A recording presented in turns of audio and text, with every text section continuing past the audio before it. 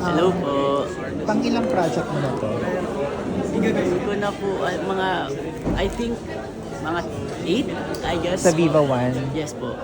May mga different movies na po ako noon and series na nagawa sa Viva. So far, kamusta na yung pag-film nyo ng Project Loop? Super fun po. Everyone's committed to doing the project and also hindi po sila mabigat kasama, lahat mababait and very hands-on naman po si Direk Sian Lim sa amin and hindi siya yung terror na director na matatakot ka. Hindi siya ganon. Opo, super ano siya. Kasi siguro naging artista din po si Direk Sian Lim kaya mas may empathy siya sa aming mga actors and alam niya kung paano kami i-handle, kung paano namin ma-execute ng walang pressure na masyado yung characters namin. So Kurt, ano yung role mo dito sa Project Loki? Si Stein Alberts po, I don't think I can say that much kasi pero tingnan natin kung paano mag-evolve yung character ni Stein Alberts sa Project Loki. Paano mo pinaghahandaan yung role? Maraming ways po eh.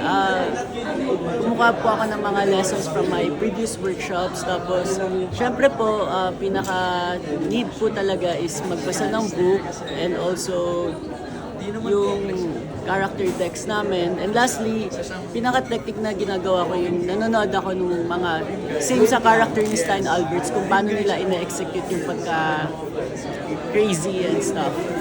Yeah. Ikaw ba personally fan ka ng mga mystery series, films? Ako, fan ako ng mga thriller. Fan din ako ng mga, kasi madami na po ako napanood na mga similar to this one na mga documentaries on, ewan ko, na-invest ako sa mga documentaries na mga paano namatay yung ganito. It's really, yung mga tragic, ganyan, mga crime, Ano yung kaibahan nito sa mga role na nagawa mo na before sa Viva One? Nako, super dark nito kasi before yung mga role ko puro soft lang, light and colorful. Ito naman this time it's a thriller series and super dark and serious na siya and need ko na talaga mag-lock in and actually I'm very happy kasi challenging tong role na to for me dahil it's very new and it's my dream role. Talagang dream role ko talaga tong Stein Alberts. Kaya ang saya ko nung ako yung napili na para sa role na to. So yeah. Ano naman masasabi mo sa success ng Mutia? Kasi di ba you're part of that as well. Ako po, super happy ko po. It's my very thankful po ako kay Lord and also sa mga fans na sumuporta and lalong-lalo na sa mga bosses na nagtiwala sa amin. It's really not impossible without them and also without the fans na nag-support po. Thank you so much guys and very grateful po ako. Kasi lahat, di ba almost lahat kayo nagbigyan ng sarili-sariling project after Opo, noon. ang galing nga po eh. Very proud din ako sa mga kasama ko doon dahil lahat kami nag-shine on our own and I'm very happy to see everyone grow. Ano yung masasabi mo sa success ng Ash Dress na yun? Super happy, grabe, nakaka-proud. Proud ako and I can't wait na mas umalo pa sila kasi unti-unti ko sila nakikita na daming project every time na may mga endorsements sila, projects, ganyan. I'm really happy for them and of course sa mga iba ring cast members and mga friends ko po. Kasi family na kami, para kaming mga talaga magkakapatid na kami. So success ng isa, pakiramdam ko parang success ko na din. Nakakatuwa na masubaybay ko yung bawat growth ng bawat isa. Ano masasabi mo ngayon kay Andres na nagte-theater? Napanood mo na ba yung bagets niya? Grabe, sobrang galing. Actually, ang hirap nga ng theater kasi wala kang, unlike sa mga movies, ganyan, sa series, pag nag-shoot, pag nagkamali ka, pwede kang mag-cut, tapos uulit. Yung theater, ang hirap niyan kasi talaga pulido ka, bawal kang magkamali, walang retake and take, and also, ang galing ni Andres kasi sa theater, it's really dapat performer ka talaga and ang galing po. Actually sila Sam Shuf din, sila Ethan. Galing nila. I wanna commend them.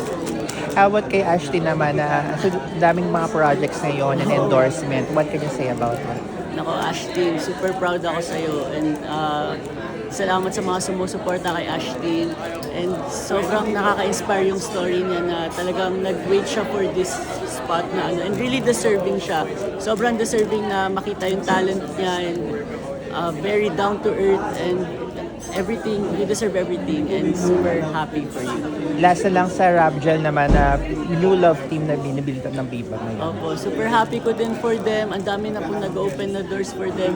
Lalong-lalo na din kay Robin kasi sabay kami nag-start ni Robin noon. And now, grabe, ang layo na nang narating ni Robin. And super happy ko na makita yung mga success ng bawat isa sa amin. Gaya na sabi ko. And wini-wish ko talaga yung the best for everyone. It's a Robgel.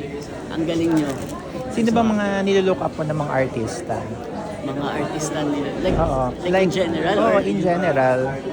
Ako kasi madami akong favorite na artista pero sila favorite ko talaga po si Barbie Forteza, sila Jordi Santa Maria, sila Jano Gibbs po, favorite ko din po yan and I'm very happy naka-work ko po and sila Claudine Barreto po. I love yung movies ni Claudine po dati. Ah, talaga? Napapanood mo? Opo, yung Dahil Mahal na Mahal. Saan mo napanood yun? Sa YouTube. I think sa I-1 ko siya. Sa I-1. Sino naman yung mga gusto kong makapareha kung bibigyan ka ng love team ng Viva? Ako po, I'm open with anyone naman po kung ano pong ibigay sa akin. And also, I'm very excited naman po kung sino po yung i-ano sa akin as long as we're gonna work together and pareho kami ng direction sa buhay na we want this success and also genuinity. Nanood na kayo ng Project Low-Key on Signal Play and Viva One on February 21.